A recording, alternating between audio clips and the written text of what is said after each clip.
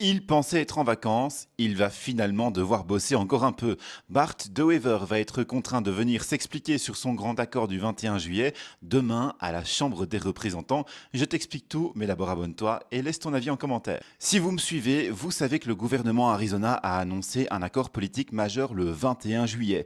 Pension, travail, fiscalité, soins de santé ou encore climat, voilà quelques points qui vont être réformés et en fonction du côté où on se trouve, eh bien cet accord est vécu très différemment. Du côté des employeurs, on se réjouit surtout à la Fédération des entreprises belges, la principale organisation patronale du pays.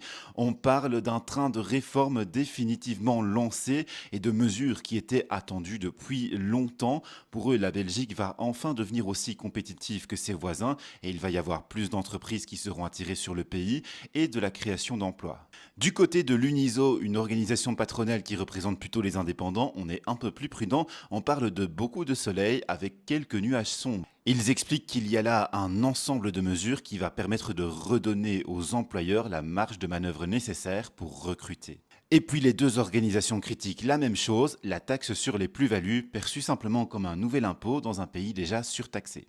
Du côté des employés, par contre, c'est la douche froide. À la FGTB, on n'hésite pas à parler du plus grand recul social du siècle et on promet des actions syndicales encore plus fortes que celles du printemps dernier. Et dans les partis d'opposition à gauche, c'est à peu près le même discours. Le PS parle d'une drage de mesures antisociales, le PTB du plus grand recul social de ces 40 dernières années.